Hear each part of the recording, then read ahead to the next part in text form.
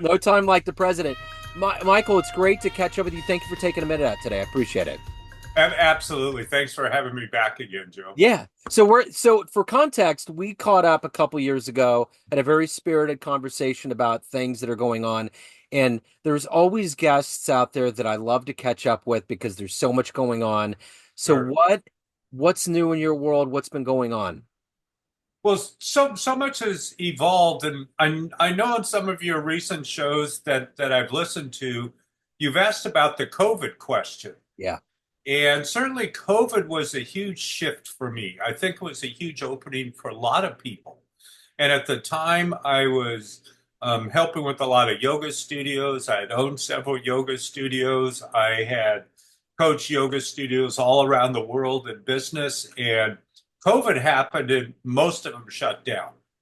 Some of them survived, some of them didn't. But like all my revenue, I had revenue share with a number of studios. It was gone Yeah. overnight.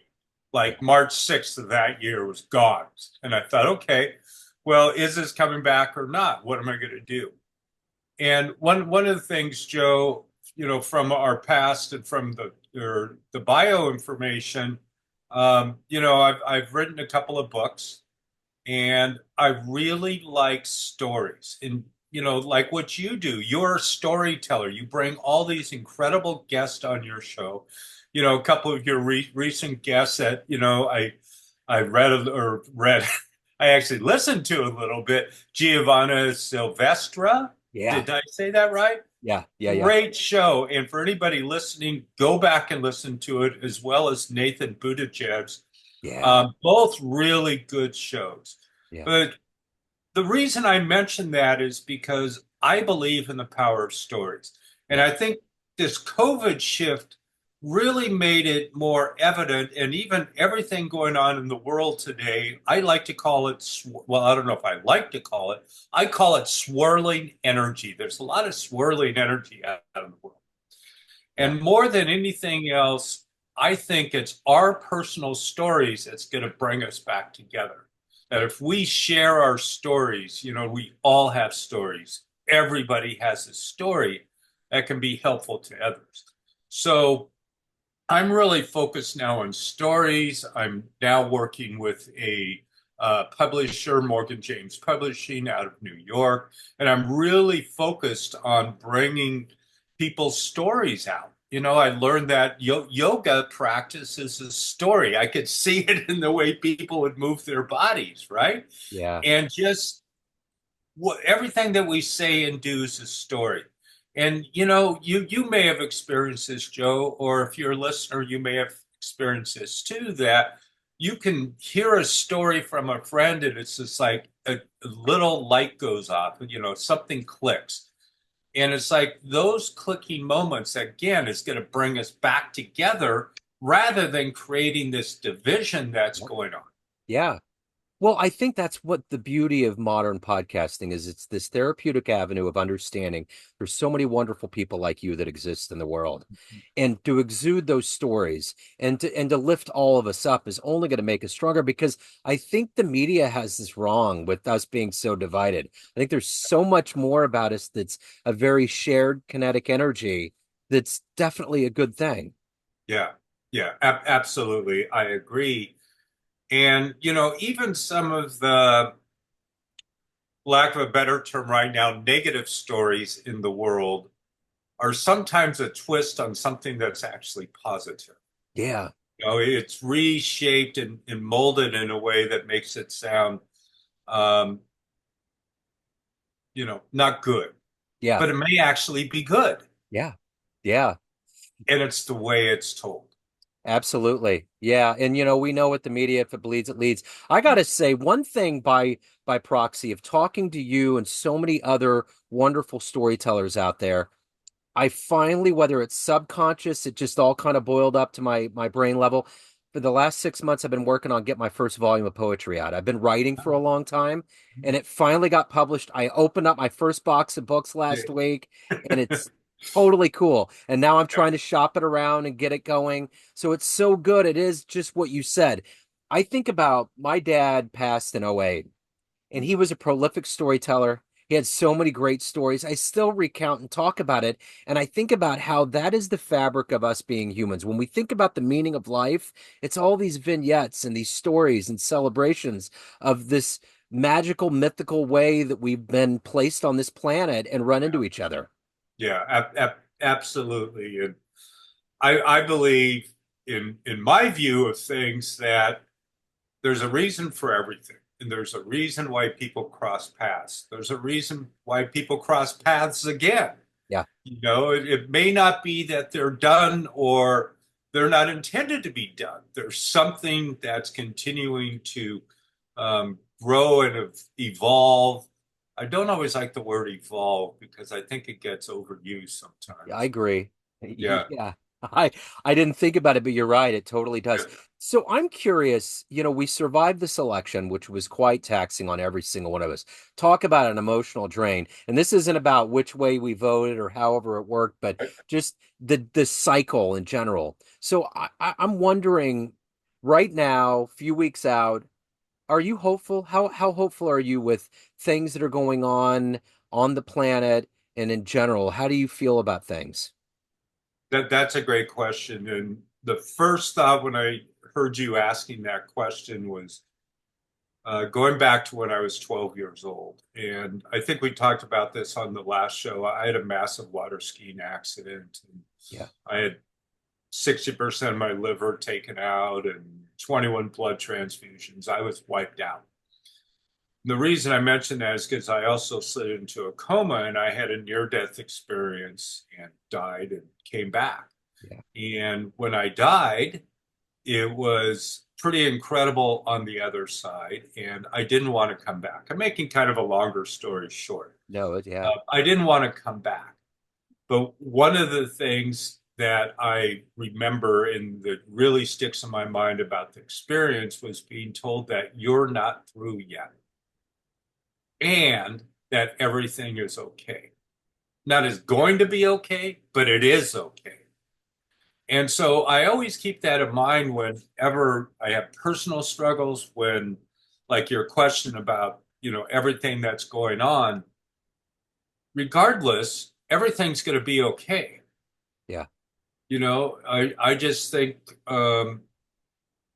who's ever in charge, and I don't mean on the earthly level, I mean in or the heavenly level, however you want to term it, whatever, somebody believes, is that it's going to be okay. I don't like everything that's happening. I don't like all this swirling energy. Sometimes, like if I have the news on, I got to change it to the animal channel or something like that. Yes. Or I run up into the woods, and, I love being in the woods. And me and my buddy, we go off trail a lot of places. That's real. Yeah. That the media is not real. It's not that they're not trying to do a good job. I think that they are. But when you get out there, it's totally different, and I co-parent a 7-year-old.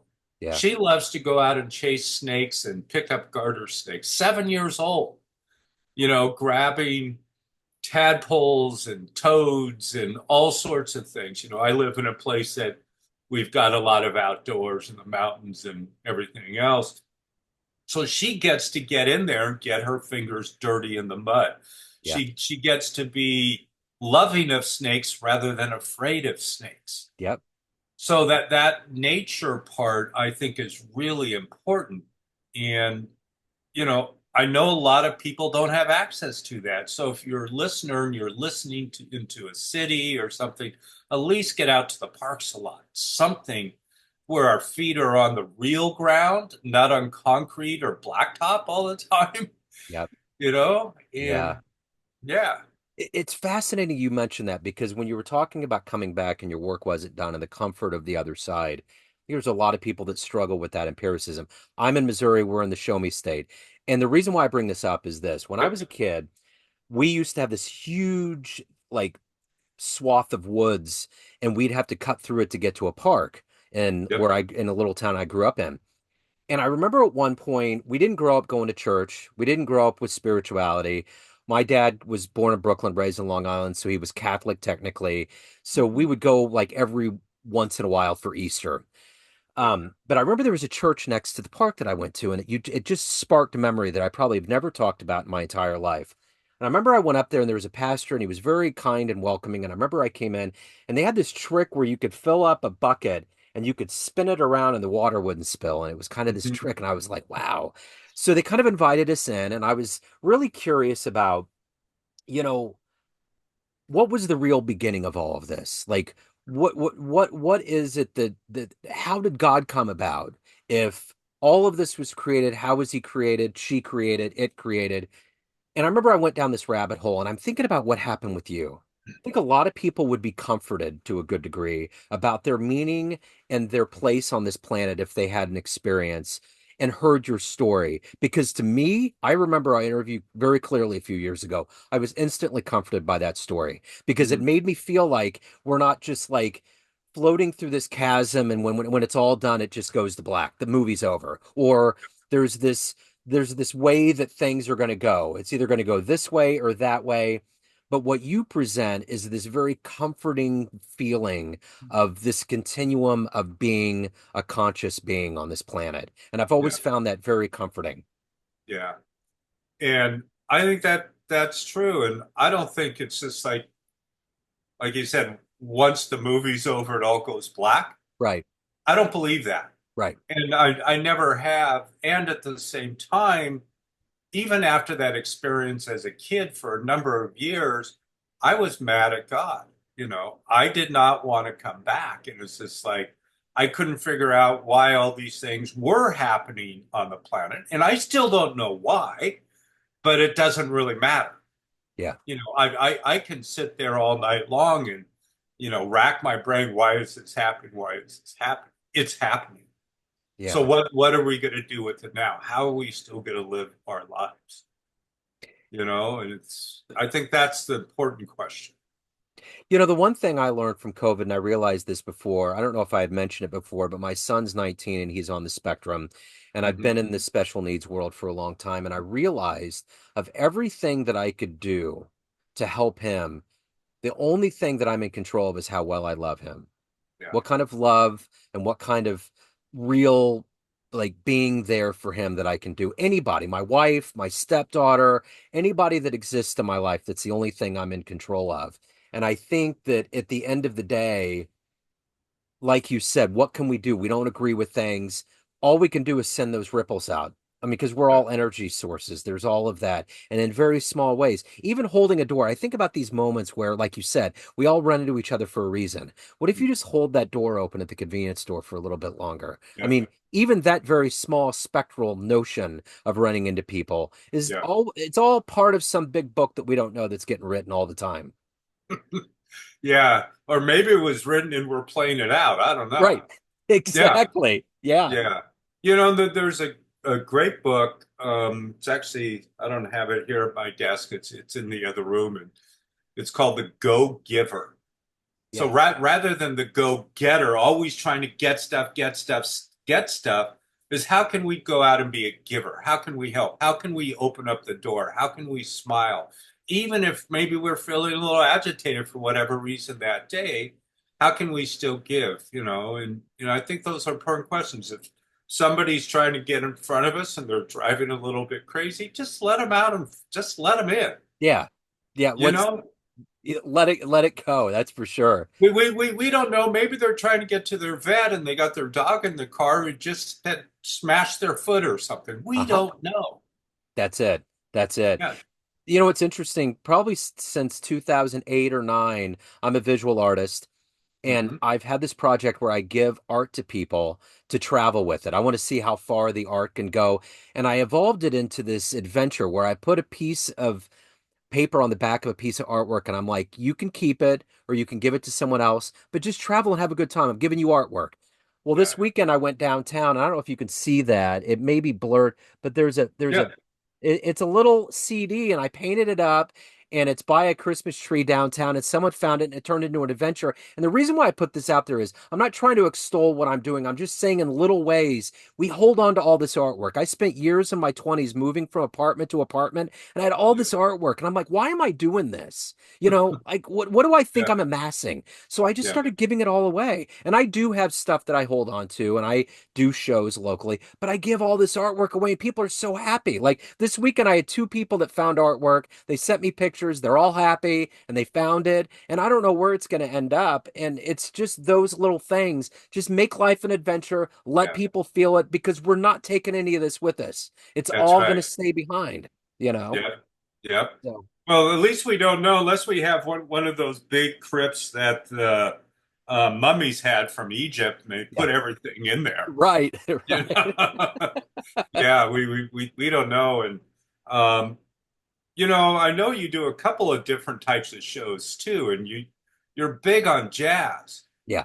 Yes. And I love that jazz stuff. And you had a couple of recent interviews there as well too that I listened to that are just really powerful.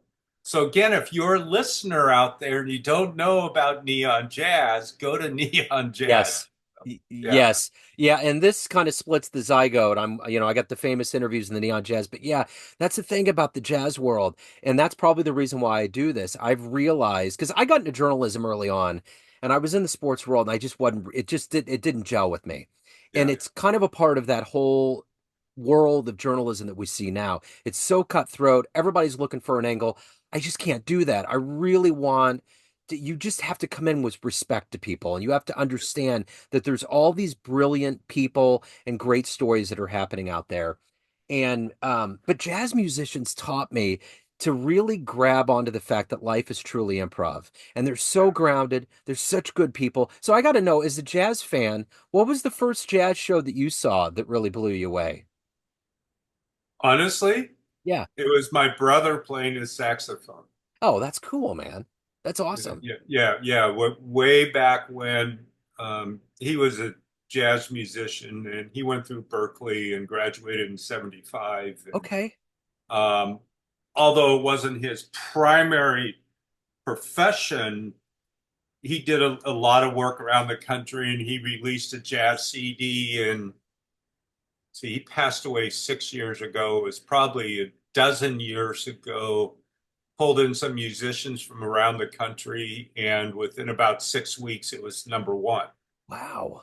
But that's the type of person that he was. Yeah.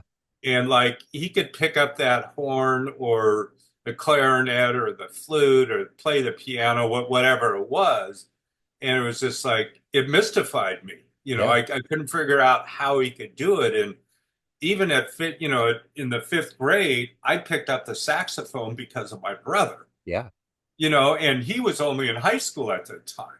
He was 9 years older than me. He was in high school, yet he was already outstanding, Yeah. so to speak. Yeah, played with Woody Hyde and some other bands. And That's yeah, cool. I've yeah, I've always had musicians ask me, "Do you play?" And I play the drums a little bit. I mean, enough to be dangerous, but I've yeah. always tried to keep that a mystery. And I got turned on to jazz in my 20s. I had a roommate that gave me Kind of Blue, and I listened to it on a flight to Seattle, and then went into the Hmm. rabbit hole. Went into Miles and Thelonious and Coltrane and Yep. all of that. And the beauty is that I don't. I'd love to learn an instrument. I'd love to do that, but at this point in my life, there's a part of me that wants to keep that a mystery. I've delved into a lot of hard things, writing and painting and all of these things, these arts, but I just want music to be a mystery. I want to come from Mhm. a very cerebral, visceral place and just let it just soothe me and warm over me instead of thinking, how did the sound work? How could they have tweaked this instrument? How did these notes work? How did these bridges? I want to come in as somebody that just found this island and it's like there's a palm tree and all this beautiful water and fish that I've never seen. I don't want to Yeah, deconstruct it that much. You know what I'm saying? right. Yeah, yeah, absolutely. And you know, perhaps your art is your music. You're telling a story with your art, Sure. where the musician is telling their story with their music. Yeah. Yeah. And your show about sandbox percussion, Yeah. which was recent. I listened to that, and that was really great, and reminded me of Mickey Hart in Planet Drum. Yeah. And when he first came out after the Dead, it was like, oh my gosh, this is incredible. It was. I Yeah, remember getting those from the library. There was a really good library by me. I yeah. used to I used to work at a YMCA and I ran a youth program and a computer Mhm. lab. And there was this very dynamic library and I would get all this stuff. And I knew Mickey from the Grateful Dead days, Yep. but what he was doing on his own was crazy, Yeah, you know. yeah. Th- I saw him a couple of times live, once in Portland, and I live in Bend, Oregon now, and he came here as well. And by the way, we're a small town that's growing up, and we got Sting coming next year. So you said you're in Portland? I grew up in Portland, Okay. but I live in Bend now, which is Central Oregon. Okay, because there's a drummer, Todd Strait, who goes Uh-huh. between Portland and Kansas City. But yeah, like so Sting, I just saw the other day Sting's going to be a judge on a voice show on the but he man, you talk about a guy that has had his hand in jazz. The Police were very jazz oriented the Yep. way they did it. It was great stuff, man. Absolutely. Yeah. Yeah. And when I saw that he was going to be here, I thought, Sting? I Yeah, mean, right. because we're 100,000, 110,000 people in our town, and we're small. And, Yeah. he's going to play an outside venue with about 6,000 spots in it, which Wow. is kind of small for Sting, you know? But I think about musicians like him, they remind me of comedians. Like when Jerry Seinfeld was done with his show, he just wanted to start going to clubs. He would go to small, big, medium, and he was very open about it. I love that grit and that determination of getting to the essence of your art because it makes you grow. And somewhere in Sting, being as brilliant as he is and as good as he is, he has to know that. He's going to learn Yeah. so much about coming to a smaller location Yeah. with a more intimate crowd than a Yeah. big one. So, and those guys, they just they know that. They have a beat on it for sure. Yeah. Yeah. And there, sometimes we're in big shows, sometimes we're in little shows, Yeah. and as an author, sometimes I've been at bigger shows, sometimes I've been at smaller shows. Yeah. And it's all good, Uh-huh. It is. It all has a you different. know. But I think that's the thing about the post-COVID world. It was so good to be able to go back to shows. I remember I always used to really inhale and exhale before the pandemic whenever I would get press passes to jazz shows. Sure. I was always grateful, but there was a different level of it when everything came back. And even now, there's something about commingling and having that shared energy of Yeah. being at a show. It's pretty spectacular. Yeah. And trying to think, what was the last show? Maybe it might have been Mickey Hart here in Bend. Okay. That could have been my last show. Yeah. Well, I cover a lot of jazz related things, and it's being in Kansas City. I don't think people, even in the jazz world, understand how much happens on a daily basis here. Just this weekend, I had a friend that texted me and said, so Charlie Parker just had an album that came out, and it was rare live recordings that he did in Kansas City, Mm. and it was released. I think Verve released it. So we have a really wonderful jazz historian, Chuck Haddock. He's an amazing human being, and he has a brain like a steel trap and knows everything about jazz. He's in charge of something called the Mars Sound Archives at the University of Missouri, Kansas City, and they were having an event Mm. this weekend. And we went there, and in the atrium, they had Bobby Watson playing, who's just an Uh, amazing local treasure. yeah, So I got to dip in for about 10 minutes. And my son, who's on the spectrum, there was so many people and so much going on, we didn't last long, but at least I got to dip in. And I think about sure. those little moments, how much fun it is just to be able to in this jazz town to just see all these people and these cats that are just doing it every day like Yeah, nothing. yeah. Let me ask you something, Joe, and if it's too personal, that's okay. But Oh yeah, yeah. like your son, does he respond to music? Oh, he loves it. Yeah, we Yeah. I play jazz all the time. I still get CDs in the mail, being Hmm. a DJ. So I'm popping them in all the time, and he loves it. He responds and he'll critique it and get into it. But we've been we listen to jazz constantly. He loves Yeah. it, you know. Yeah. Is it And mostly jazz, classical, or anything else? Or I go around all kinds of different things. I got into chill hop last year, which is kind of Mhm. this weird amalgamation of like hip hop and jazz, and then Yeah, do all kinds of different. But I mean, growing up, I mean, even now, we he listens to all kinds of music, so yeah, he's baptized in it. That and colors, like loud colors with what I'm doing here, it's a part of his vernacular. Yeah, wonderful. So Yeah. it's Have you ever interviewed him? yeah, I have actually I've had a podcast that I've done for years with him, and I'll Mm, just interview him about things and we'll talk it wow. out, and he gets into it, and he's done a plug for my show, and he likes to have his friends do a plug for my show. So he's been totally woven into the fabric of all these things, and he loves it. So Yeah. And it's is he cool. doing his own show? He's not. He just kind of follows what I'm doing. Yeah, And he's I'm trying to figure out an entrepreneurial avenue for him. There's a lot of little things that kind of sure. rotate, but yeah, he's a big sports fan too, so he loves that as well. So it's good. Well, you know the Oregon Ducks are number one right now. Really? Yeah, Wow. yeah. That's a big deal here. I mean, we just won the game over the weekend and Wow. 16-13, and Wisconsin almost had it. They were going to knock us off, but Yeah. we came back. But that's what makes the number one team, That's it. Yeah. right? Well, yeah. And I think about Yeah, that with the Chiefs, you know. I know yeah, they lost yesterday, but they always tend to find a way to win. yeah. And good for Buffalo. I'm glad they finally got over the albatross of Kansas City because they were really, yeah, they've been trying to get there. But Yeah. yeah, it's interesting. So before I want to make sure before Zoom does its thing and maybe tries to shuttle us out, I want to make sure to highlight what is coming out. What's brand new in your world right now. Well, coming back to kind of where we started, my main focus today is, really stories, mostly nonfiction stories, although I've got a couple of fiction books kind of on the way, not my books, but other authors. Just published a children's book. I'm working with people really all over the world from Morocco, a fiction author out of Morocco. There's a woman that's in Ukraine that's, unfortunately, she's in Eastern Ukraine, but she's writing a story of hope, and somehow she found her way to me. That's I beautiful. don't know how. I've got another one where somebody's talking about how they learned everything about business from being a waiter when they were younger. I That's mean, cool. all sorts of different stories, but all stories that have, impact on Yeah. people's lives. Yeah. And that's what I'm trying to do now is just do my best to get the stories out that really matter to other people.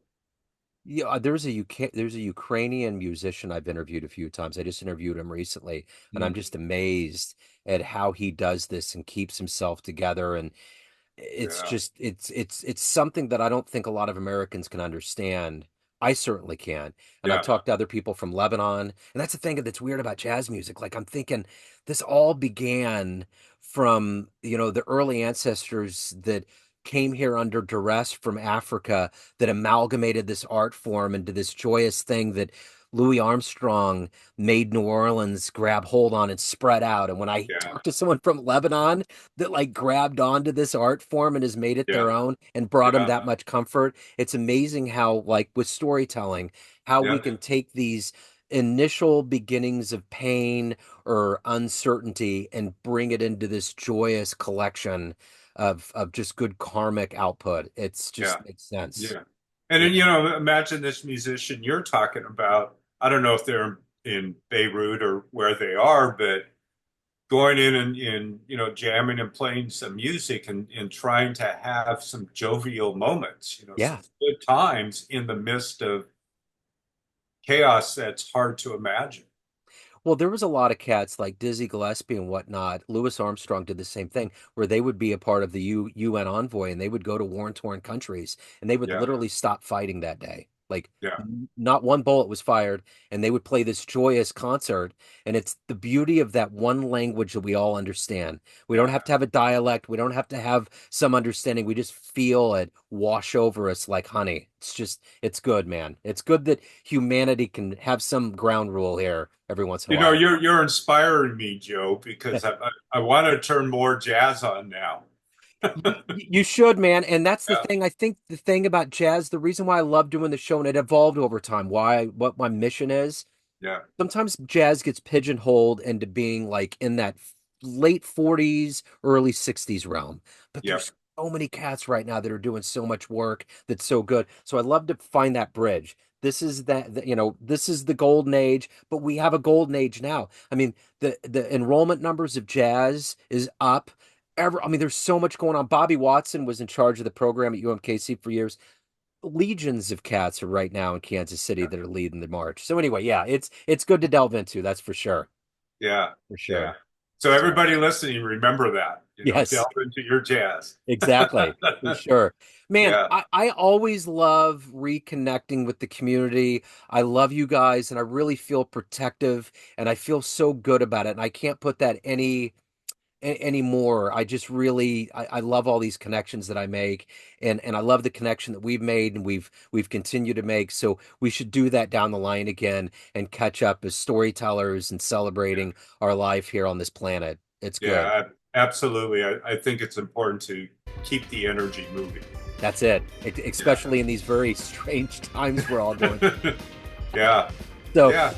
man, Michael, it's so great to catch up with you, sir. Thank you so much. I send you all my best for the holidays that are coming up and a new year. So we'll catch up. We'll catch up in 2025, hopefully again, and we'll see where we're at. That sounds good. I Cool. appreciate it. Thank you. Thank you, sir. Yeah. Take